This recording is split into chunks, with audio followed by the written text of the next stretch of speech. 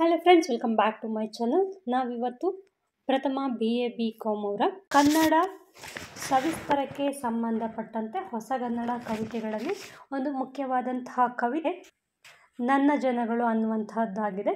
ಈಗಾಗಲೇ ನಾವು ಈ ಪದ್ಯದ ವಿಶ್ಲೇಷಣೆಯನ್ನು ನೋಡಿದ್ವಿ. ಈ ಪದ್ಯಕ್ಕೆ ಸಂಬಂಧಪಟ್ಟಂತೆ ಪ್ರಶ್ನೋತ್ತರಗಳು ಯಾವ ರೀತಿ ಕೇಳಬಹುದು, ಅದಕ್ಕೆ ಹೇಗೆ ಉತ್ತರವನ್ನು ಬರೀಬೇಕು ಅಂತ ಹೇಳಿ ನೋಡ್ತಾ ಹೋಗೋಣ. ಈ ಪದ್ಯಕ್ಕೆ ಸಂಬಂಧಪಟ್ಟಂತೆ 2 ಪ್ರಶ್ನೆಗಳನ್ನು ನಿಮ್ಮ ಪಠ್ಯ ಪುಸ್ತಕದಲ್ಲೂ ಸಹ ಕೊಟ್ಟಿದ್ದಾರೆ.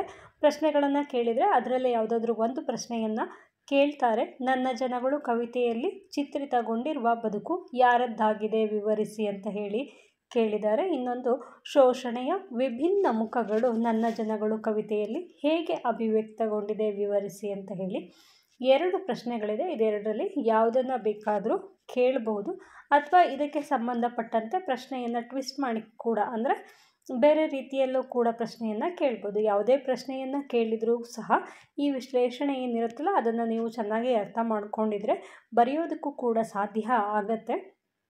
ಈಗಾಗಲೇ ನಾನು ಪದ್ಯದ ವಿಶ್ಲೇಷಣೆಯ ವಿಡಿಯೋವನ್ನು ಹಾಕಿದ್ದೀನಿ. ಈಗ ಪದ್ಯದ ಅಭ್ಯಾಸ ಪ್ರಶ್ನೆಗಳಿಗೆ ಸಂಬಂಧಪಟ್ಟಂತೆ ಉತ್ತರವನ್ನು ನೋಡ್ತಾ ಹೋಗೋಣ. ಯಾರಿಗಾದರೂ ನೋಟ್ಸ್ ಬೇಕು ಅಂತಿದ್ದವರು ನೀವು ವಿಡಿಯೋವನ್ನು ಪಾಸ್ ಮಾಡಿ ಅದನ್ನು ಸ್ಕ್ರೀನ್ಶಾಟನ್ನು ತಗೋಬೋದು, ಅಥವಾ ಅದನ್ನು ಪಾಸ್ ಮಾಡ್ಕೊಂಡು ನೀವು ನೋಟ್ ಮಾಡ್ಕೊಳ್ಳೋಕೆ ಇದ್ದರೆ ನೋಟ್ ಮಾಡ್ಕೋಬೋದು. ಇಲ್ಲಿ ಮೊದಲನೆಯ ಪ್ರಶ್ನೆ, ನನ್ನ ಜನಗಳು ಕವಿತೆಯಲ್ಲಿ ಚಿತ್ರಿತಗೊಂಡಿರುವ ಬದುಕು ಯಾರದ್ದಾಗಿದೆ ವಿವರಿಸಿ ಅಂತ ಹೇಳಿ ಕೇಳಿದ್ದಾರೆ. ಈ ಪ್ರಶ್ನೆಗೆ ಉತ್ತರವನ್ನು ನೋಡೋದಾದರೆ, ಸಿದ್ಧಲಿಂಗಯ್ಯನವರ ನನ್ನ ಜನಗಳು ಕವಿತೆಯಲ್ಲಿ ಚಿತ್ರಿತಗೊಂಡಿರುವ ಬದುಕು ದಲಿತರು ಮತ್ತು ಸಮಾಜದಲ್ಲಿ ಶೋಷಣೆಗೊಳಗಾದ ದುಡಿಯುವ ವರ್ಗದವರು ಅಥವಾ ಕೂಲಿ ಕಾರ್ಮಿಕರು, ಅಂದರೆ ಕೆಳವರ್ಗಕ್ಕೆ ಸಂಬಂಧಪಟ್ಟವರು ಕೆಲಸವನ್ನು ಮಾಡಬೇಕಾಗಿತ್ತು. ಜಮೀನ್ದಾರರು ಅಥವಾ ಶ್ರೀಮಂತರು ಅಂತ ಅನ್ನಿಸ್ಕೊಂಡವರು ಯಾವುದೇ ರೀತಿಯ ಕೆಲಸಗಳನ್ನು ಮಾಡ್ತಾ ಇರಲಿಲ್ಲ. ಅವರಿಗೋಸ್ಕರ ಈ ಒಂದು ಕೆಳವರ್ಗಕ್ಕೆ ಸಂಬಂಧಪಟ್ಟವರು ಕೆಲಸವನ್ನು ಮಾಡಬೇಕಾಗಿತ್ತು. ಅಂದರೆ ಜಮೀನ್ದಾರರ ಅಥವಾ ಶ್ರೀಮಂತರ ಭೂಮಿಯಲ್ಲಿ ಇವರು ಹೋಗಿ ಕೆಲಸವನ್ನು ಮಾಡಿ ತಮ್ಮ ಹೊಟ್ಟೆಯನ್ನು ತುಂಬಿಸ್ಕೊಳ್ಬೇಕಾಗಿತ್ತು. ಅಂಥ ಒಂದು ವಿಚಾರವನ್ನು ಕುರಿತು ಇಲ್ಲಿ ಸಿದ್ಧಲಿಂಗಯ್ಯನವರು ವಿವರಿಸ್ತಿರುವಂಥ ಒಂದು ಕವಿತೆ ಇದಾಗಿದೆ. ಇಲ್ಲಿ ಕವಿ ಯಾವುದೇ ನಿರ್ದಿಷ್ಟ ವ್ಯಕ್ತಿಯ ಬದುಕನ್ನು ವಿವರಿಸದೆ ಇಡೀ ದಲಿತ ಸಮುದಾಯ ಮತ್ತು ಸಮಾಜದ ಕೆಳಸ್ತರದಲ್ಲಿರುವ ಜನರ ಸಾಮೂಹಿಕ ಬವಣೆಯನ್ನು ಚಿತ್ರಿಸಿದ್ದಾರೆ. ಇಲ್ಲಿ ಯಾವ ಒಬ್ಬ ವ್ಯಕ್ತಿಯ ಬಗ್ಗೆ ಅವರು ಪರ್ಟಿಕ್ಯುಲರ್ ಆಗಿ ಹೇಳ್ತಿಲ್ಲ. ಒಟ್ಟಿನಲ್ಲಿ ಅವರು ಹೇಳ್ತಿರೋದೇನು ಅಂತಂದರೆ ಇಡೀ ದಲಿತ ಸಮುದಾಯ ಮತ್ತು ಕೆಳಸ್ತರದಲ್ಲಿ, ಅಂದರೆ ಕೆಳವರ್ಗದಲ್ಲಿ ಇರುವಂತಹ ಜನರನ್ನು ಕುರಿತಾಗಿ ಹೇಳ್ತಾ ಇರುವಂತಹ ಒಂದು ವಿಚಾರ ಇದಾಗಿರುತ್ತೆ. ಈ ಒಂದು ಪದ್ಯದಲ್ಲಿ ಅಥವಾ ಈ ಒಂದು ಕವನದಲ್ಲಿ ಅವರು ಏನನ್ನು ಹೇಳೋದಕ್ಕೆ ಹೊರಟಿದ್ದಾರೆ ಅಂತಂದರೆ, ಶೋಷಣೆ ಮತ್ತು ಬಡತನ ಅವರು ಏನನ್ನು ಅನುಭವಿಸ್ತಾ ಇದ್ರಲ್ವ ಕೆಳಸ್ತರಕ್ಕೆ ಸಂಬಂಧಪಟ್ಟಂತಹ ಜನರು, ಅದನ್ನು ಇಲ್ಲಿ ಪ್ರಪಂಚಕ್ಕೆ ತೋರಿಸುವಂತಹ ಪ್ರಯತ್ನ ವಿಡಂಬನಾತ್ಮಕವಾಗಿ ಅವರು ಮಾಡಿದ್ದಾರೆ. ಹಾಗಾಗಿ ಇಲ್ಲಿ ಮೊದಲನೇದಾಗಿ ನೀವು ಹೀಗೇನೆ ಪಾಯಿಂಟ್ ವೈಸ್ ಬೇಕಾದರೂ ಉತ್ತರವನ್ನು ಬರಿಬೋದಾಗಿರುತ್ತೆ. ಶೋಷಣೆ ಮತ್ತು ಬಡತನ, ಹಸಿವಿನಿಂದ ಬಳಲುವ, ದುಡಿದರೂ ಹೊಟ್ಟೆ ಬಟ್ಟೆ ತುಂಬಿಸಿಕೊಳ್ಳಲು ಸಾಧ್ಯವಾಗದ ಮತ್ತು ಬರಿಗೈಯಿಂದ ಬದುಕು ಕಟ್ಟಿಕೊಳ್ಳಲು ಹೋರಾಡುವ ಜನರ ಬದುಕು ಇದಾಗಿದೆ. ಸಮಾಜದ ಶ್ರೀಮಂತರು ಕಟ್ಟಿಸಿದ ಬಂಗಲೆಗಳು, ಮನೆಗಳು ಇವರ ಶ್ರಮದ ಫಲವಾದರೂ ಅವರಿಗೆ ಬೀದಿಯೇ ನೆಲೆಯಾಗಿದೆ. ಶ್ರೀಮಂತರಿಗೆ ಮನೆ ಕಟ್ಕೊಳ್ಳೋಕ್ಕೆ, ಕೆಲಸ ಮಾಡೋದಕ್ಕೆ ಈ ಬಡವರು ಬೇಕು, ಆದರೆ ಅವರಿಗೆ ವಾಸ ಮಾಡೋದಕ್ಕೆ ಯಾವುದೇ ರೀತಿಯಾದ ಮನೆ ಇಲ್ಲ. ಹಾಗಾಗಿ ಅವರು ಎಲ್ಲಿ ವಾಸ ಮಾಡ್ತಾ ಇದ್ದಾರೆ? ಬೀದಿಯಲ್ಲೇ ವಾಸವನ್ನು ಮಾಡ್ತಾ ಇದ್ದಾರೆ. ಅಸಮಾನತೆಯ ಆಕ್ರೋಶ, ಧಾರ್ಮಿಕ ಮತ್ತು ಸಾಮಾಜಿಕ ಅಸಮಾನತೆಯಿಂದಾಗಿ ಪರಮಾತ್ಮನ ಹೆಸರಿನಲ್ಲಿ ಪರಮಾನ್ನ ಉಣ್ಣುವವರಿಗೆ, ಬೂಟು ಹೊಲಿಯುವ ಕಾಯಕವನ್ನು ಮಾಡುವವರಿಗಾಗಿ ಇವರನ್ನು ಕವಿತೆಯಲ್ಲಿ ಚಿತ್ರಿಸಲಾಗಿದೆ. ಚಿನ್ನವನ್ನು ಗಣಿಯಿಂದ ತೆಗೆದರೂ ಸಹ ಅನ್ನವನ್ನು ಕಾಣದೆ ಬರೀ ಮೈಯಲ್ಲೇ ಉಳಿಯುವ ಅವರ ಬದುಕು ಇಲ್ಲಿ ನೋವಿನ ಸಂಕೇತವಾಗಿದೆ. ಅಂದರೆ ಇಲ್ಲಿ ಕೆಳವರ್ಗಕ್ಕೆ ಸಂಬಂಧಪಟ್ಟವರ ಜೀವನ ಹೇಗಿತ್ತು ಅನ್ನೋದನ್ನ ಈ ಒಂದು ಸಾಲುಗಳಲ್ಲಿ ವಿವರಣೆಯನ್ನು ಮಾಡಿದ್ದಾರೆ. ನೆಕ್ಸ್ಟು ದಲಿತರ ಹೋರಾಟ ಮತ್ತು ಪ್ರತಿರೋಧ. ಅವರು ಈ ಒಂದು ಪದ್ಯವನ್ನು ಬರೆಯೋದಕ್ಕೆ ಕಾರಣ ಏನು ಅಂತಂದರೆ, ಇನ್ನೊಂದು ದಲಿತರ ಹೋರಾಟ ಮತ್ತು ಪ್ರತಿರೋಧ ಕವನವು ಕೇವಲ ನೋವನ್ನು ಮಾತ್ರ ವಿವರಿಸದೆ ಈ ಶೋಷಣೆಗೆ ಒಳಗಾದಂತಹ ಜನರೊಳಗಿನ ಪ್ರತಿರೋಧ ಮತ್ತು ಬಂಡಾಯದ ಮನೋಭಾವವನ್ನು ತೋರಿಸುತ್ತದೆ.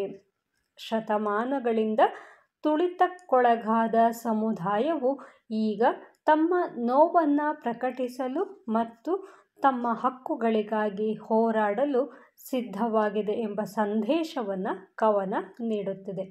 ಆಗಿನ ಒಂದು ಸಂದರ್ಭದಲ್ಲಿ ಜನರು ಈ ಶ್ರೀಮಂತರು ಅಥವಾ ಜಮೀನ್ದಾರರು ಅನ್ನೋರ ಎದುರು ನಿಂತು ಮಾತನಾಡೋದಕ್ಕೆ ಅವರಿಗೆ ಭಯ ಆಗ್ತಿತ್ತು. ಅವರ ಎದುರು ನಿಂತು ಮಾತನಾಡ್ತಿರ್ಲಿಲ್ಲ. ಆದರೆ ಈಗ ನಾವು ಹಾಗಿಲ್ಲ, ನಾವು ಬದಲಾಗಿದ್ದೀವಿ ಅನ್ನುವಂಥ ಒಂದು ಸಂದೇಶವನ್ನು ಈ ಒಂದು ಪದ್ಯದ ಮೂಲಕ ಲೇಖಕರು ನೀಡ್ತಾ ಇದ್ದಾರೆ. ಒಟ್ಟಿನಲ್ಲಿ ನನ್ನ ಜನಗಳು ಕವಿತೆಯು ದಲಿತರ ದೈನಂದಿನ ಹೋರಾಟ, ಕಠಿಣ ಪರಿಶ್ರಮ ಮತ್ತು ಸಮಾಜದಿಂದ ಅವರು ಅನುಭವಿಸುವ ಅನ್ಯಾಯವನ್ನು ಅತ್ಯಂತ ನೇರ ಮತ್ತು ಆಕ್ರೋಶಭರಿತ ಭಾಷೆಯಲ್ಲಿ ಕಟ್ಟಿಕೊಟ್ಟಿದೆ. ಇದು ಸಮಾಜದ ಅಸಮಾನತೆಯ ವಿರುದ್ಧದ ಒಂದು ಬಂಡಾಯದ ಧ್ವನಿಯಾಗಿದೆ. ಇನ್ನು ಒಂದು ಪ್ರಶ್ನೆ ಇದೆ. ಅದು ಬಂದ್ಬಿಟ್ಟು ಶೋಷಣೆಯ ವಿಭಿನ್ನ ಮುಖಗಳು ನನ್ನ ಜನಗಳು ಕವಿತೆಯಲ್ಲಿ ಹೇಗೆ ಅಭಿವ್ಯಕ್ತಗೊಂಡಿದೆ ವಿವರಿಸಿ ಅಂತ ಹೇಳಿ ಕೇಳಿದ್ದಾರೆ. ಆ ಪ್ರಶ್ನೆಗೆ ಉತ್ತರವನ್ನು ನೋಡೋದಾದರೆ, ಶೋಷಣೆ ಯಾವ್ಯಾವ ರೀತಿಯಲ್ಲೆಲ್ಲ ಈ ಒಂದು ಕೆಳಸ್ತರಕ್ಕೆ ಸೇರಿದಂತಹ ಜನರನ್ನು ಶೋಷಣೆಯನ್ನು ಮಾಡ್ತಾ ಇದ್ರು ಅನ್ನೋದನ್ನು ನಾವು ಈ ಒಂದು ಪ್ರಶ್ನೆಗೆ ಉತ್ತರವಾಗಿ ಬರೀಬೇಕಾಗತ್ತೆ. ಸಿದ್ಧಲಿಂಗಯ್ಯನವರ ನನ್ನ ಜನಗಳು ಕವಿತೆಯಲ್ಲಿ ಶೋಷಣೆಯು ಕೇವಲ ಒಂದು ಆಯಾಮದಲ್ಲಿ ಪ್ರಕಟವಾಗದೆ ಹಲವು ವಿಭಿನ್ನ ಮುಖಗಳಲ್ಲಿ ಅಭಿವ್ಯಕ್ತಗೊಂಡಿದೆ. ಶೋಷಣೆಯ ಆರ್ಥಿಕ, ಸಾಮಾಜಿಕ ಮತ್ತು ಸಾಂಸ್ಕೃತಿಕ ಆಯಾಮಗಳನ್ನು ಕವಿ ಇಲ್ಲಿ ಪರಿಣಾಮಕಾರಿಯಾಗಿ ಚಿತ್ರಿಸಿದ್ದಾರೆ. ಶೋಷಣೆಯ ವಿಭಿನ್ನ ಮುಖಗಳು ಯಾವುದೆಲ್ಲ ಅಂತಂದರೆ, ಆರ್ಥಿಕ ಶೋಷಣೆ ಅಥವಾ ಕಾಯಕದ ಶೋಷಣೆ. ಕಾಯಕ ಅಂದರೆ ಕೆಲಸ. ಕವಿ ದುಡಿಯುವ ವರ್ಗದ ಜನರು ತಮ್ಮ ಕಾಯಕದ ಮೂಲಕ ಹೇಗೆ ಶೋಷಣೆಗೊಳಗಾಗಿದ್ದಾರೆ ಎಂಬುದನ್ನು ಸ್ಪಷ್ಟವಾಗಿ ಹೇಳುತ್ತಾರೆ. ಈ ಒಂದು ಪದ್ಯದಲ್ಲಿ ಅವರು ಹೇಳ್ತಿರುವಂತಹ ಮುಖ್ಯ ವಿಚಾರನೇ ಕೆಳ ವರ್ಗಕ್ಕೆ ಸೇರಿದಂತಹ ಅಥವಾ ದಲಿತ ವರ್ಗದವರು ಅಂತ ಅನ್ನಿಸ್ಕೊಂಡವರು ಎಷ್ಟೆಲ್ಲ ಶೋಷಣೆಗೆ ಒಳಪಡ್ತಾ ಇದ್ದಾರೆ ಈ ಸಮಾಜದಿಂದ ಅಥವಾ ಈ ಒಂದು ಮೇಲ್ಸ್ತರಕ್ಕೆ ಸೇರಿದಂತಹ ಜನರಿಂದ ಎಷ್ಟೆಲ್ಲ ಶೋಷಣೆಗೊಳಗಾಗಿದ್ದಾರೆ ಅನ್ನೋದನ್ನು ಹೇಳುವಂಥ ಒಂದು ವಿಚಾರ ಆಗಿರುತ್ತೆ. ಮೊದಲಿಗೆ ಅವರು ಏನನ್ನು ಹೇಳ್ತಾ ಇದ್ದಾರೆ, ಆರ್ಥಿಕ ಶೋಷಣೆ, ಹೇಗೆ ಶ್ರೀಮಂತರು ಇವರನ್ನು ಆರ್ಥಿಕವಾಗಿ ಕುಗ್ಗಿಸ್ತಾ ಇದ್ದಾರೆ ಅಥವಾ ಶೋಷಣೆ ಮಾಡ್ತಾ ಇದ್ದಾರೆ ಅನ್ನೋದನ್ನು ಹೇಳ್ತಾ ಇರುವಂತಹದ್ದು. ನನ್ನ ಜನಗಳು ಎಂದರೆ ಹೊಲದಲ್ಲಿ ಬೆವರು ಸುರಿಸಿ ದುಡಿದರೂ ಹಸಿವಿನಿಂದಲೇ ಬಳಲುವ ಜನ, ಬಿಸಿಲಿಗೆ ಮೈಯೊಡ್ಡಿ ಕಲ್ಲು ಒಡೆದು ರಸ್ತೆ ಕಟ್ಟಿದರೂ ತಮ್ಮದೇ ಶ್ರಮದಿಂದ ನಿರ್ಮಾಣವಾದ ದೊಡ್ಡ ದೊಡ್ಡ ಕಟ್ಟಡಗಳ ನೆರಳಿಗೂ ನಿಲ್ಲಲಾಗದವರು. ಇಲ್ಲಿ ಹಗಲೆಲ್ಲ ಅವ್ರೇನು ಮಾಡ್ತಾರೆ, ಹೊಲಗಳಲ್ಲಿ ಬಿಸಿಲಲ್ಲಿ ದುಡಿತಾರೆ, ಆದರೆ ಅವರಿಗೆ ತಿನ್ನೋದಕ್ಕೆ ಊಟ ಸಿಗೋದಿಲ್ಲ. ಹಾಗಾಗಿ ಅವರು ಹಸಿವಿನಿಂದ ಇರುವಂತಹ ಪರಿಸ್ಥಿತಿ ಇದೆ. ಅವರು ಬಿಸಿಲಲ್ಲಿ ಕೆಲಸವನ್ನು ಮಾಡ್ತಾರೆ, ಬಿಸಿಲಿಗೆ ಮೈಯೊಡ್ಡಿ ಕಲ್ಲನ್ನು ಒಡೆದು ಕಟ್ಟಡಗಳನ್ನು ನಿರ್ಮಾಣವನ್ನು ಮಾಡ್ತಾರೆ, ರಸ್ತೆಗಳ ನಿರ್ಮಾಣವನ್ನು ಮಾಡ್ತಾರೆ. ಆದರೆ ಅವರೇ ಕಟ್ಟಿದಂತಹ ದೊಡ್ಡ ದೊಡ್ಡ ಕಟ್ಟಡಗಳ ನೆರಳಿಗೂ ಕೂಡ ಇವರಿಗೆ ನಿಲ್ಲೋದಕ್ಕೆ ಸಾಧ್ಯವಾಗದಿರುವಷ್ಟು ಶೋಷಣೆಗೆ ಒಳಪಡಲಾಗಿದೆ ಅಂತ ಹೇಳಿ ಇಲ್ಲಿ ಹೇಳ್ತಾ ಇರುವಂತಹದ್ದು. ಗಣಿಯಿಂದ ಚಿನ್ನವನ್ನು ತೆಗೆದರೂ ಅದರಿಂದ ಒಂದು ಹಿಡಿ ಅನ್ನವನ್ನು ಪಡೆಯಲಾರದವರು. ಅವರು ಮತ್ತೆ ಇನ್ನೂ ಏನು ಮಾಡ್ತಾರೆ, ಚಿನ್ನವನ್ನೇ ಅವರು ಗಣಿಯಿಂದ ತೆಗೆಯುವ ಕೆಲಸವನ್ನು ಮಾಡ್ತಾರೆ. ಚಿನ್ನಕ್ಕೆ ಎಷ್ಟೊಂದು ವ್ಯಾಲ್ಯೂ ಇದೆಯಲ್ಲ, ಆದರೆ ಅವರಿಗೆ ಅಷ್ಟೆಲ್ಲ ವ್ಯಾಲ್ಯೂ ಇರುವಂಥ ಒಂದು ಕೆಲಸವನ್ನು ಅಂದರೆ ಚಿನ್ನವನ್ನು ತೆಗಿತಾ ಇದ್ದರೂ ಸಹ ಅವರಿಗೆ ಹಿಡಿ ಅನ್ನ ಅಂದರೆ ಒಂದು ಮುಷ್ಟಿಯಷ್ಟು ಅನ್ನ ಸಹ ಅವರಿಗೆ ಸಿಗ್ತಾ ಇಲ್ಲ. ಬಟ್ಟೆ ನೇಯುವಂತಹ ಕಾಯಕ ಮಾಡಿದರೂ ಸಹ ಅಂದರೆ ಅವರು ಬಟ್ಟೆ ನೇಯುವಂತಹ ಕೆಲಸವನ್ನು ಮಾಡ್ತಾ ಇದ್ದರೂ ಸಹ ಅವರಿಗೆ ಧರಿಸಿಕೊಳ್ಳೋದಕ್ಕೆ ಬಟ್ಟೆ ಅವರಿಗೆ ಇಲ್ಲ. ಬರೀ ಮೈಯಲ್ಲೇ ಉಳಿಯುವಂತಹ ದುರಂತದ ಬದುಕು ಆರ್ಥಿಕ ಶೋಷಣೆಯ ಅತ್ಯಂತ ಕ್ರೂರ ಮುಖವನ್ನು ಅನಾವರಣಗೊಳಿಸುತ್ತದೆ. ನೆಕ್ಸ್ಟು ಸಾಮಾಜಿಕ ಶೋಷಣೆ. ಸಾಮಾಜಿಕವಾಗಿ ಹೇಗೆ ಶೋಷಣೆ ಮಾಡ್ತಾರೆ ಅಂದರೆ ವರ್ಣಭೇದ ಮತ್ತು ಅಸ್ಪೃಶ್ಯತೆಯ ಶೋಷಣೆಯನ್ನು ಮಾಡ್ತಾ ಇದ್ದಾರೆ. ಅದನ್ನು ಇವರು ಹೇಳಕ್ಕೆ ಹೊರಟಿದ್ದಾರೆ. ಕವಿತೆಯು ಜಾತಿ ವ್ಯವಸ್ಥೆ ಮತ್ತು ಅಸ್ಪೃಶ್ಯತೆಯಿಂದ ಉಂಟಾದ ಸಾಮಾಜಿಕ ಶೋಷಣೆಯನ್ನು ನೇರವಾಗಿ ವಿವರಿಸುತ್ತದೆ. ಸಿದ್ಧಲಿಂಗಯ್ಯನವರು ನನ್ನ ಜನಗಳು ಎಂದು ಹೇಳುವಾಗ ಜಾತಿಯ ಕಾರಣಕ್ಕಾಗಿ ಸಮಾಜದಲ್ಲಿ ಕೆಳಸ್ತರದಲ್ಲಿ ಉಳಿದು ಗೌರವವಿಲ್ಲದೆ ಬದುಕುವ ಜನರ ಕುರಿತು ಮಾತನಾಡುತ್ತಾರೆ. ನನ್ನ ಜನಗಳು ಅಂದರೆ ಯಾರು? ದಲಿತರು ಅಂತ ಹೇಳ್ಬೋದು. ಅವರು ದಲಿತರಾಗಿರುವಂತಹ ಜಾತಿಯ ಕಾರಣದಿಂದ ಅವರು ಸಮಾಜದಲ್ಲಿ ಕೆಳಸ್ತರದಲ್ಲಿ ಉಳ್ಕೊಂಡ್ಬಿಟ್ಟಿದ್ದಾರೆ. ಹಾಗಾಗಿ ಅವರಿಗೆ ಯಾರೂ ಸಹ ಗೌರವವನ್ನು ನೀಡೋದಿಲ್ಲ. ಗೌರವವಿಲ್ಲದೆ ಬದುಕುವಂತಹ ಜನರು ನನ್ನ ಜನಗಳು ಅಂತ ಹೇಳಿ ಅವರಿಲ್ಲಿ ಹೇಳ್ಕೊಳ್ತಾ ಇದ್ದಾರೆ. ಇವರು ಸಮಾಜದ ಮುಖ್ಯವಾಹಿನಿಯಿಂದ ಹೊರಗಿಡಲ್ಪಟ್ಟವರು. ಇವರು ಸಮಾಜದ ಮುಖ್ಯವಾಹಿನಿಯಿಂದ ಅಂತಂದರೆ ಅವ್ರನ್ನ ಸಮಾಜದಿಂದ ಹೊರಗಡೆ ಇಟ್ಟಿದ್ದಾರೆ. ಅವರ ಮನೆಗಳು ಅಥವಾ ಅವರ ಕೇರಿಗಳು ಊರಿಂದ ಹೊರಗಡೆ ಇರುತ್ತೆ. ಊರಿನಲ್ಲಿ ಏನಾದರೂ ಫಂಕ್ಷನ್ಸ್ ಆದರೆ ಎಲ್ಲರ ಜೊತೆ ಅವರು ಸೇರಿ ಕಾರ್ಯಕ್ರಮದಲ್ಲಿ ಪಾಲ್ಗೊಳ್ಳುವಂತಿರೋದಿಲ್ಲ. ಅವರಿಗೆ ದೇವಸ್ಥಾನಗಳಿಗೆ ಪ್ರವೇಶ ಇರೋದಿಲ್ಲ. ದೇವಸ್ಥಾನಗಳ ಪ್ರವೇಶಕ್ಕೆ ನಿರ್ಬಂಧವನ್ನು ಹೇರಲಾಗಿರುತ್ತೆ. ಮತ್ತು ಮೇಲ್ಜಾತಿಗೆ ಸಂಬಂಧಪಟ್ಟವರು ಅಥವಾ ಮೇಲ್ಜಾತಿಗೆ ಸೇರಿದವರನ್ನು ಹತ್ತಿರದಿಂದ ಸಹ ಅವರು ನೋಡುವಂತಿಲ್ಲ. ಅವರ ನೆರಳು ಕೂಡ ಇವರು ಮೈ ಮೇಲೆ ಬೀಳಬಾರ್ದು, ಅಷ್ಟು ದೂರದಲ್ಲಿ ಇವರು ಹೋಗಬೇಕು. ಈ ರೀತಿ ಎಲ್ಲ ಅವ್ರನ್ನ ಶೋಷಣೆಯನ್ನು ಮಾಡಲಾಗ್ತಿತ್ತು. ಹಾಗಾಗಿ ಅವರನ್ನು ಏನಂತ ಹೇಳ್ತಾರೆ? ಸಮಾಜದ ಮುಖ್ಯವಾಹಿನಿಯಿಂದ ಹೊರಗಿಡಲ್ಪಟ್ಟವರು ಅಂತ ಹೇಳಲಾಗತ್ತೆ. ಬದುಕಿನ ಮೂಲಭೂತ ಅವಶ್ಯಕತೆಗಳಿಗೂ ಹೋರಾಟ ಮಾಡುವ ಸ್ಥಿತಿಗೆ ಇವರನ್ನು ತಳ್ಳಲಾಗಿದೆ. ಬದುಕಿನ ಮೂಲಭೂತ ಅವಶ್ಯಕತೆಗಳು ಏನೇನಿರುತ್ತೆ ಅಂಥ ಒಂದು ಮೂಲಭೂತ ಅವಶ್ಯಕತೆಗಳಾದಂತಹ ಅನ್ನ, ಬಟ್ಟೆ, ವಸತಿ ಇದೆಲ್ಲದಕ್ಕೂ ಕೂಡ ಅವರು ಹೋರಾಟ ಮಾಡುವಂತಹ ಅವಶ್ಯಕತೆ ಇದೆ ಅನ್ನೋದನ್ನು ಇಲ್ಲಿ ಲೇಖಕರು ಹೇಳ್ಕೊಳ್ತಾ ಇದ್ದಾರೆ. ಜೊತೆಗೆ ಈ ತಾರತಮ್ಯವೇ ಸಾಮಾಜಿಕ ಶೋಷಣೆಯ ಮೂಲವಾಗಿದೆ. ಇದನ್ನು ಏನಂತ ಹೇಳ್ತಾರೆ ಅವರು? ಸಾಮಾಜಿಕ ಶೋಷಣೆ. ಈಗೇನು ತಾರತಮ್ಯವನ್ನು ಮಾಡ್ತಿದ್ದಾರಲ್ಲ, ಈ ತಾರತಮ್ಯ ಸಾಮಾಜಿಕ ಶೋಷಣೆ ಅಂತ ಹೇಳಿ ಅವರು ಹೇಳ್ತಾ ಇದ್ದಾರೆ. ನೆಕ್ಸ್ಟು ಸಾಂಸ್ಕೃತಿಕ ಮತ್ತು ಧಾರ್ಮಿಕ ಶೋಷಣೆ. ಧರ್ಮದ ಹೆಸರಿನಲ್ಲಿ ನಡೆಯುವ ಶೋಷಣೆಯನ್ನು ಕವಿ ಪರಮಾತ್ಮನ ಹೆಸರಿನಲ್ಲಿ ಪರಮಾನ್ನ ಉಣ್ಣುವವರಿಗೆ ಬೂಟು ಹೊಲಿಯುವವರು ಎಂದು ವಿವರಿಸುತ್ತಾರೆ. ಇದು ದಲಿತರು ಮಾಡುವ ಕಾಯಕ ಮತ್ತು ಅವರಿಗಿರುವ ದೈವತ್ವದ ಕಲ್ಪನೆಯ ಕುರಿತು ಪ್ರಶ್ನೆಗಳನ್ನು ಹುಟ್ಟುಹಾಕುತ್ತದೆ.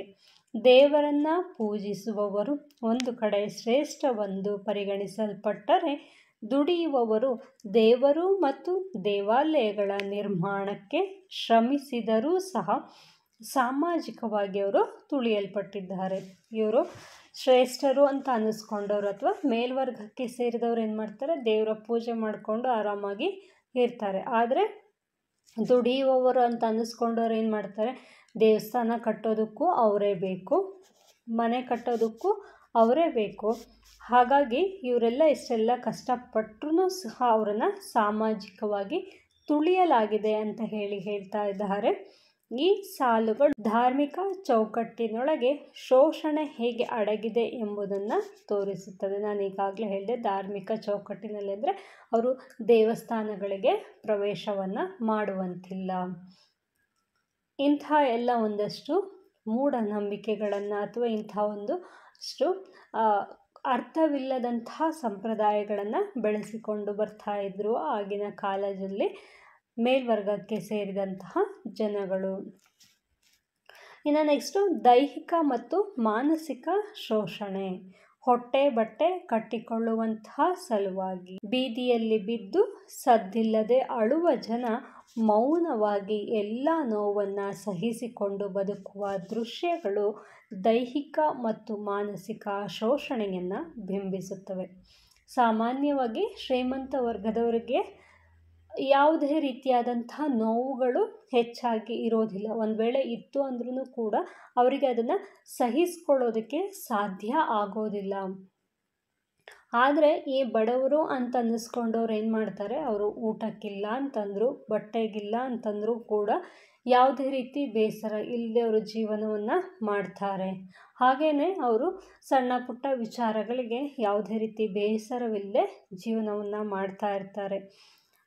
ಅವರಿಗೆ ಇರೋದಕ್ಕೆ ಮನೆ ಇಲ್ಲ ಅಂದರೂ ಸಹ ಬೀದಿ ಬದಿಯಲ್ಲಿ ವಾಸ ಮಾಡ್ತಾರೆ. ಅವರಿಗೆ ಎಷ್ಟೇ ನೋವಾದ್ರೂ ಕೂಡ ಬೇರೆಯವ್ರ ಹತ್ರ ಹೇಳ್ದೇನೆ ಅವ್ರು ಏನು ಮಾಡ್ತಾರೆ, ಮೌನವಾಗಿ ಅವರು ಅಳ್ತಾ ಇರ್ತಾರೆ. ಎಲ್ಲ ನೋವನ್ನು ಅವರು ಸಹಿಸ್ಕೊಂಡು ಬದುಕುವಂತಹ ಸಾಮರ್ಥ್ಯವನ್ನು ಅವರು ಹೊಂದಿದ್ದಾರೆ. ಇಂಥ ಒಂದು ಸಾಮರ್ಥ್ಯವನ್ನು ಹೊಂದಿರುವಂತಹ ದೃಷ್ಟಿಯಿಂದನೇ ಏನು ಮಾಡ್ತಾ ಇದ್ದಾರೆ, ಶ್ರೀಮಂತರು ಅನ್ನಿಸ್ಕೊಂಡವರು ಅಥವಾ ಮೇಲುಸ್ತರಕ್ಕೆ ಸೇರಿದವರು ಇವರಿಗೆ ಮಾನಸಿಕ ಶೋಷಣೆಯನ್ನು ನೀಡ್ತಾ ಇದ್ದಾರೆ. ಈ ಶೋಷಣೆಯ ವಿರುದ್ಧ ಅವರಿಗೆ ಹೋರಾಡುವಂತಹ ಅಥವಾ ಪ್ರಶ್ನಿಸುವಂತಹ ಧೈರ್ಯ ನಮ್ಮ ಜನಗಳಿಗೆ ಇಲ್ಲ. ಅವರು ಭಕ್ತರ ರೀತಿಯಲ್ಲಿ ಶ್ರೀಮಂತರನ್ನು ಕಾಣ್ತಾರೆ ಅನ್ನೋದನ್ನು ಇಲ್ಲಿ ಹೇಳಲಾಗತ್ತೆ. ಇವರಿಗೆ ಸಮಾಜವು ನೀಡಿದ ದೈಹಿಕ ನೋವು ಮಾತ್ರವಲ್ಲದೆ ತಾವೆಷ್ಟೇ ದುಡಿದರೂ ಉಪಯೋಗವಿಲ್ಲ, ನಮ್ಮ ಶ್ರಮಕ್ಕೆ ಬೆಲೆಯಿಲ್ಲ ಎಂಬ ಮಾನಸಿಕ ಯಾತನೆಯೂ ಇಲ್ಲಿ ಸ್ಪಷ್ಟವಾಗಿ ಗೋಚರಿಸುತ್ತದೆ. ಎಲ್ಲದನ್ನೂ ಕಳ್ಕೊಂಡಾಗ ಅಥವಾ ಏನೂ ಇಲ್ಲದಿದ್ದಂಥ ವ್ಯಕ್ತಿ ಸಾಮಾನ್ಯವಾಗಿ ಏನೇ ತಪ್ಪುಗಳ ಆದ್ರೂ ಸಹ ಅದಕ್ಕೆಲ್ಲದಕ್ಕೂ ತನ್ನನ್ನೇ ತಾನು ಹೊಣೆಯನ್ನು ಮಾಡ್ಕೊಳ್ತಾನೆ. ಹಾಗೆಯೇ ಇಲ್ಲೂ ಸಹ ಅವರು ತಾವು ಕಷ್ಟಪಡ್ತಾ ಇದ್ದೀವಿ, ಅದಕ್ಕೆ ಪ್ರತಿಫಲ ಸಿಗಬೇಕು ಅಂತ ಹೇಳೋದಕ್ಕೆ ಸಂಬಂಧಪಟ್ಟವರನ್ನು ಪ್ರಶ್ನಿಸುವ ಬದಲು ಅವ್ರು ಏನು ಮಾಡ್ತಾ ಇದ್ದಾರೆ, ಅವರನ್ನು ಅವರೇ ಡಿಮೋಟಿವೇಟ್ ಮಾಡ್ಕೋತಾ ಇದ್ದಾರೆ. ಅಂದರೆ ನಾವೆಷ್ಟು ದುಡಿದ್ರೂ ಕೂಡ ಏನೂ ಉಪಯೋಗ ಇಲ್ಲ, ನಮ್ಮ ಶ್ರಮಕ್ಕೆ ಬೆಲೆನೇ ಇಲ್ಲ ಅಂತ ಹೇಳಿ ಅವ್ರೇನು ಮಾಡ್ಕೋತಾ ಇದ್ದಾರೆ, ಕನ್ವಿನ್ಸ್ ಮಾಡ್ಕೋತಾ ಇದ್ದಾರೆ. ಹೀಗೆ ಸಿದ್ಧಲಿಂಗಯ್ಯನವರು ಕೇವಲ ಬಡತನದ ಬಗ್ಗೆ ಹೇಳದೆ ಆ ಬಡತನಕ್ಕೆ ಕಾರಣವಾದ ಸಾಮಾಜಿಕ, ಧಾರ್ಮಿಕ ಮತ್ತು ಆರ್ಥಿಕ ಶೋಷಣೆಯ ಆಳವಾದ ನೆಲೆಗಳನ್ನು ಅನಾವರಣಗೊಳಿಸಿ ಶೋಷಣೆಯ ಒಂದು ಸಮಗ್ರ ಚಿತ್ರಣವನ್ನು ನೀಡಿದ್ದಾರೆ. ಈ ಕವನ ಶೋಷಣೆಯ ವಿರುದ್ಧ ಧ್ವನಿ ಎತ್ತಲು ಪ್ರೇರೇಪಿಸುವ ಒಂದು ಶಕ್ತಿಯುತ ಸಾಹಿತ್ಯದ ಕೃತಿಯಾಗಿದೆ. ಈ ಒಂದು ಪದ್ಯಕ್ಕೆ ಸಂಬಂಧಪಟ್ಟಂತೆ ಕೇಳುವಂತಹ ಮುಖ್ಯವಾದಂತಹ ಪ್ರಶ್ನೆಯ ಉತ್ತರ ಆಗಿರುತ್ತೆ. ನೆಕ್ಸ್ಟ್ ನಾವು ನೋಡೋಣ, ಸಂದರ್ಭ ಸ್ವಾರಸ್ಯವನ್ನು ವಿವರಿಸೋದಕ್ಕೆ ಕೇಳಬಹುದು. ಹಾಗೆ ಕೇಳಿದಾಗ ಯಾವ ರೀತಿ ನಾವು ಉತ್ತರವನ್ನು ಬರೀಬೇಕು ಅನ್ನೋದಕ್ಕೆ ನಾನಿಲ್ಲಿ ಒಂದು ಎಕ್ಸಾಂಪಲ್ನ ಕೊಟ್ಟಿರ್ತೀನಿ. ಮಿಕ್ಕಿದ್ದನ್ನು ನೀವು ಯಾವುದನ್ನು ಕೇಳಿದ್ರೂ ಸಹ ನಿಮ್ಮ ಪಠ್ಯಪುಸ್ತಕದ ಕೊನೆಯಲ್ಲಿ ಇರುತ್ತೆ ಸಂದರ್ಭ ಸ್ವಾರಸ್ಯಗಳು ಅಥವಾ ಸಂದರ್ಭವನ್ನು ವಿವರಿಸಿ ಅಂತ ಹೇಳಿ. ಅಲ್ಲಿ ಯಾವೆಲ್ಲ ಪ್ರಶ್ನೆಗಳನ್ನು ಕೇಳಿದ್ದಾರೆ ಅನ್ನೋದನ್ನು ನೀವು ನೋಡ್ಕೋಬೇಕಾಗತ್ತೆ. ಯಾಕೆ ಅಂತಂದರೆ ಪರೀಕ್ಷೆಯಲ್ಲಿ ನಿಮಗೆ ಕೇಳಿದರೆ ಇದು ಯಾವ ಚಾಪ್ಟರಿಂದ ಬಂದಿತ್ತು ಅನ್ನೋದು ಗೊತ್ತಾಗಬೇಕು ಅಂತಂದರೆ ನೀವು ಇದನ್ನು ಒಂದು ಸತಿ ನೋಡ್ಕೊಂಡಿರಬೇಕಾಗತ್ತೆ. ಹಾಗೆ ನೋಡಿಕೊಂಡಾಗ ಅಲ್ಲಿ ಪ್ರಶ್ನೆಯನ್ನು ಕೇಳಿದ ತಕ್ಷಣ ಇಂತಹದ್ದೇ ಚಾಪ್ಟರಿಂದ ಬಂದಿತ್ತು ಅಂತ ಹೇಳಿ ನೀವು ಅದಕ್ಕೆ ಉತ್ತರವನ್ನು ಬರೆಯೋದಕ್ಕೆ ಸಾಧ್ಯ ಆಗತ್ತೆ. ಈಗ ನೆಕ್ಸ್ಟ್ ನಾವು ಸಂದರ್ಭ ಸ್ವಾರಸ್ಯವನ್ನು ನೋಡೋದಾದರೆ ನಾನು ಇಲ್ಲಿ ಮೊದಲನೆಯ ಸಂದರ್ಭವನ್ನು ತೆಗೆದುಕೊಂಡಿದ್ದೀನಿ. ಕಾಲು ಕೈಯ ಹಿಡಿಯೋರು ಕೈ ಮಡಗಿಸಿಕೊಳ್ಳೋರು ಭಕ್ತರಪ್ಪ ಭಕ್ತರು ನನ್ನ ಜನಗಳು ಅನ್ನುವಂಥ ಒಂದು ಸಾಲನ್ನು ಕೊಟ್ಟಿದ್ದಾರೆ. ಪದ್ಯದ ಸಾಲುಗಳನ್ನು ಕೊಟ್ಟು ಅದಕ್ಕೆ ಸಂದರ್ಭ ಸ್ವಾರಸ್ಯವನ್ನು ವಿವರಿಸಿ ಅಂತ ಹೇಳಿ ಕೇಳ್ಬೋದು, ಅಥವಾ ಭಾವಾರ್ಥ ಸಮೇತ ಸಂದರ್ಭವನ್ನು ವಿವರಿಸಿ ಅಂತ ಹೇಳಿ ಕೇಳ್ಬೋದು. ಅದಕ್ಕೆ ನಾವು ಯಾವ ರೀತಿ ಉತ್ತರವನ್ನು ಬರೀಬೇಕು ಅಂತಂದರೆ, ಈ ಮೇಲಿನ ಸಾಲುಗಳನ್ನು ಅಂದರೆ ನೀವಿಲ್ಲಿ ಸೇರಿಸ್ಕೊಬೋದು. ಈ ಮೇಲಿನ ಸಾಲುಗಳನ್ನು ಸಿದ್ಧಲಿಂಗಯ್ಯನವರ ಹೊಲೆ ಮಾದಿಗರ ಹಾಡು ಎಂಬ ಕಾವ್ಯ ಕೃತಿಯಿಂದ ಆಯ್ದ ನನ್ನ ಜನಗಳು ಕವಿತೆಯಿಂದ ಆಯ್ದುಕೊಳ್ಳಲಾಗಿದೆ. ಇದಿಷ್ಟನ್ನು ನೀವು ಯಾವುದೇ ಸಂದರ್ಭವನ್ನು ಕೇಳಿದರೂ ಸಹ ಇದಿಷ್ಟು ಫಸ್ಟ್ ಲೈನಲ್ಲಿ ನೀವು ಬರಿಬೇಕಾಗತ್ತೆ. ನೆಕ್ಸ್ಟು ಸಂದರ್ಭ ಅಂತ ಹೇಳಿ ಮೆನ್ಷನ್ ಮಾಡಿ ಕವನದಲ್ಲಿ ಕವಿ ಸಮಾಜದ ಕೆಳಸ್ತರದ ದಲಿತ ಮತ್ತು ಶ್ರಮಿಕ ವರ್ಗದ ಜನರ ಬವಣೆ ಮತ್ತು ಶೋಷಣೆಯನ್ನು ವಿವರಿಸುತ್ತಾ ಈ ಸಾಲುಗಳನ್ನು ಬರೆಯುತ್ತಾರೆ ಅಂತ ಹೇಳಿ ಬರೆದ್ಬಿಟ್ಟು ನೆಕ್ಸ್ಟ್ ಸ್ವಾರಸ್ಯ ಅಂತ ಹೇಳಿ ಅಥವಾ ಸ್ವಾರಸ್ಯ ವಿವರಣೆ ಅಂತ ಹೇಳಿ ನೀವು ಈ ಕೆಳಗಿನ ಉತ್ತರವನ್ನು ಬರೀಬೇಕಾಗತ್ತೆ.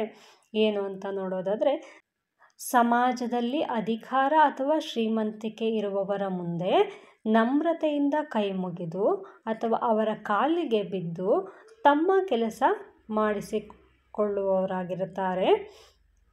ಬದುಕಿಗಾಗಿ ಅನಿವಾರ್ಯವಾಗಿ ಶರಣಾಗತಿ ತೋರುವವರು. ಭಕ್ತ ಅಂತಂದರೆ ಇಲ್ಲಿ ಏನನ್ನ ಭಕ್ತ ಅಂತ ಹೇಳ್ತಿದ್ದಾರೆ ಅವರು, ದೇವರನ್ನು ನಂಬುವವನು, ಶ್ರದ್ಧೆಯಿಂದ ನಡೆದುಕೊಳ್ಳುವವನು ಅನ್ನುವಂಥ ಅರ್ಥವನ್ನು ಹೊಂದಿರುತ್ತೆ. ಆದರೆ ಇಲ್ಲಿ ಕವಿ ವಿಡಂಬನಾತ್ಮಕವಾಗಿ ತಮ್ಮನ್ನು ತುಳಿಯುವವರನ್ನೇ ದೇವರೆಂದು ಭಾವಿಸಿ ಅವರ ಮುಂದೆ ಭಕ್ತಿಯನ್ನು ತೋರಿಸುವ ಈ ಒಂದು ದಲಿತ ವರ್ಗವನ್ನು ವಿಡಂಬಿಸುತ್ತಿದ್ದಾರೆ. ಶೋಷಣೆಗೆ ಒಳಗಾಗಿ ಬದುಕುವ ಜನರೇ ನನ್ನ ಜನಗಳು ಎಂದು ಕವಿ ನೋವು ಮತ್ತು ಆಕ್ರೋಶದಿಂದ ಹೇಳುತ್ತಿದ್ದಾರೆ. ಕವಿ ಶ್ರಮಿಕರು ಮತ್ತು ದಲಿತರು ತಮ್ಮ ದುಡಿಮೆಯ ಮೂಲಕ ಬದುಕು ಕಟ್ಟಿಕೊಂಡಿದ್ದರು. ಕೇವಲ ಬದುಕಿಗಾಗಿ ಅಧಿಕಾರಸ್ಥರ ಮುಂದೆ ಹೇಗೆ ನಮ್ರವಾಗಿ ನಿಲ್ಲಬೇಕಾಗಿದೆ ಎಂಬುದನ್ನು ಇಲ್ಲಿ ವ್ಯಂಗ್ಯವಾಗಿ ಚಿತ್ರಿಸಿದ್ದಾರೆ.